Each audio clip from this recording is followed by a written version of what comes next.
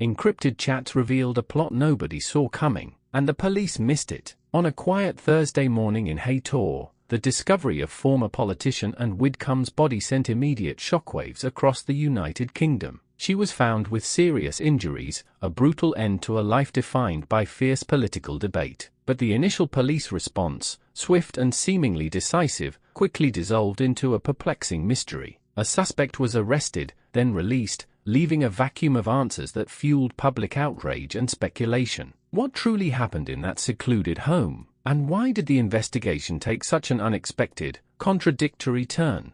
On July 8, 2026, at 11:40 British Summer Time, someone called emergency services. They went to a home in Haytor Vale, Dartmoor. Inside, they found Ann Widdecombe, the 78-year-old former Brexit Party figure. She suffered severe injuries, and she died. The news stunned the nation. It ignited a firestorm of speculation about her prominent, often controversial profile. Devon and Cornwall Police immediately launched a murder investigation. They sealed off the rural property as forensic teams began their grim work. Initial details stayed sparse, designed to prevent panic. Yet no one could deny the gravity of the situation. Someone had brutally murdered a beloved, if polarizing, figure in her own home. This raised urgent questions about security and motive in a politically charged landscape. But the first official statements only deepened the mystery.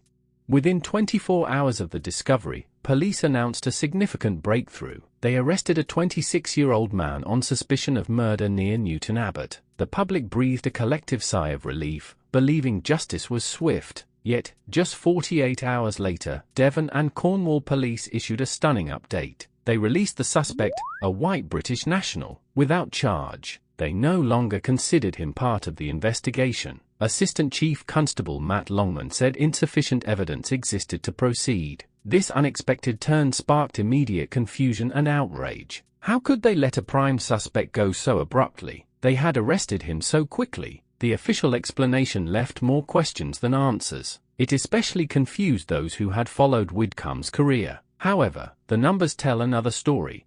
The suspect's release triggered a furious backlash from the public and political figures alike. Nigel Farage, leader of the Brexit Party, openly questioned the police's competence. He implied a cover-up or gross negligence. Online forums exploded with conspiracy theories. Many linked the killing to Widdecombe's unwavering stance on Brexit. They also linked it to her vocal criticism of globalist agendas. The Home Office remained tight-lipped, emphasizing the ongoing nature of the investigation. But they had done the damage. Trust in the justice system began to erode. The lack of a clear suspect fueled a narrative of systemic failure. Many thought it unfathomable that a prominent figure could be murdered. They also thought it unfathomable that her alleged killer would walk free. What happened next shocked even the insiders.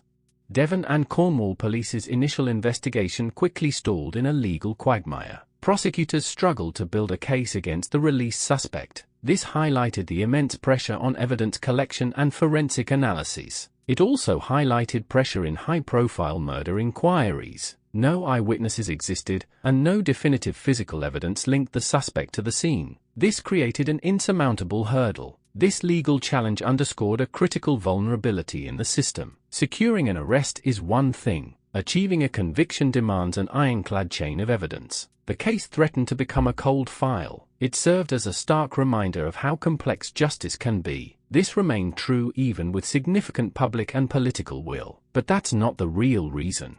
The Metropolitan Police recognized the national implications and growing public distrust. They took over the lead in the investigation. This move signaled a significant escalation. It brought national resources and expertise to bear on a case of national importance. They redeployed forensic teams to Widdecombe's Haytor home. The teams conducted a more extensive and technologically advanced sweep for overlooked clues. The Met's involvement admitted that the initial local inquiry had fallen short. It also admitted the inquiry could not navigate the complexities. These complexities were of a politically charged murder. They had a clear mandate. Their mandate included finding the killer, restoring public confidence, and uncovering hidden motives. Then investigators found something nobody expected.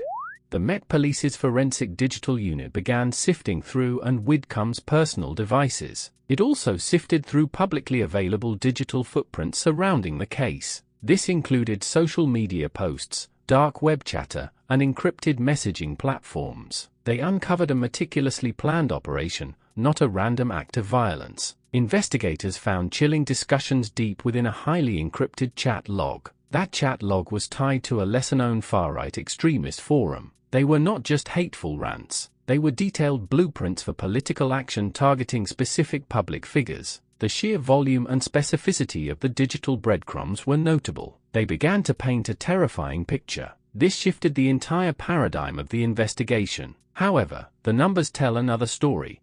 Encrypted chats led directly to a previously undetected far-right extremist cell. That cell operated under the radar. This group was radicalized by anti-establishment rhetoric and nationalist ideology. It viewed Ann Widdecombe as both a symbol and a traitor. She was a Brexit advocate. Her public persona at times diverged from the cell's interpretation. That interpretation was rigid, violent, and of national purity. Their ideology painted her as an insider who hadn't gone far enough. It also said she was worse or compromised. Logs revealed perverse justification for her assassination. It said justification was to ignite wider civil unrest. It also described a day of reckoning. That day would force radical shift in British politics. It was not a lone wolf, it was a coordinated network, and that decision would prove far more dangerous than anyone realized.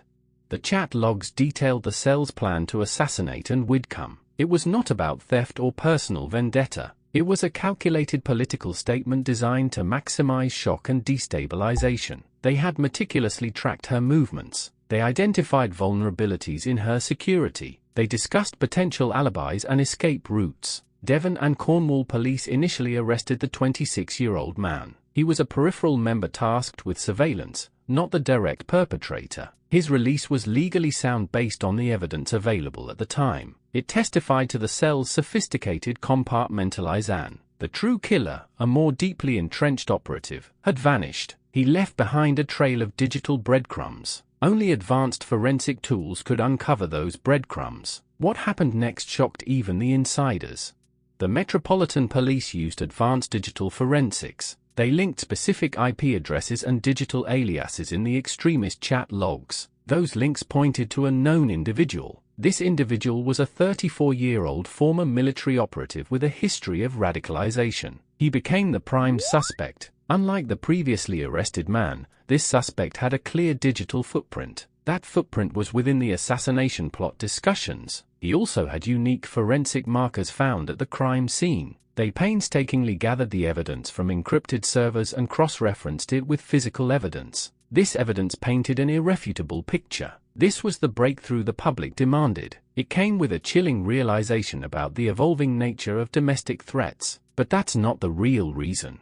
Unmasking of extremist cell and true killer of Ann Widdecombe sent ripples. The ripples went far beyond the immediate legal outcome. It exposed a dangerous new frontier in domestic terrorism. Radicalization thrives in encrypted digital spaces, culminating in real-world violence. The Home Office initiated an urgent review of counter-extremism strategies. It particularly focused on digital surveillance and intelligence sharing. This sharing occurred between local and national police forces. The case highlighted critical need for law enforcement to adapt to increasingly sophisticated threats. It also involved moving beyond traditional investigative methods. It also reignited debates about free speech versus incitement. It also highlighted online platforms' responsibility in curbing radical content. They forced the UK to confront a stark truth. That truth, the enemy was not always visible. However, the numbers tell another story.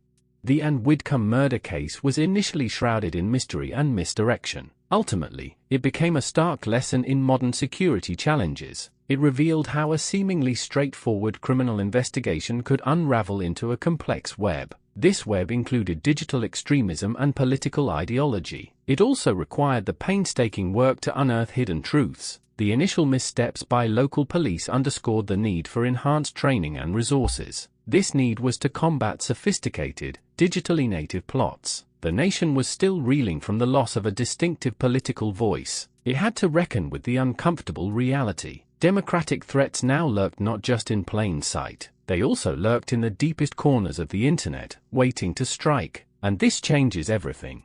Remember what we said at the start about the encrypted chats and the plot nobody saw coming? Now you know exactly why the police missed it, and how it truly changed everything.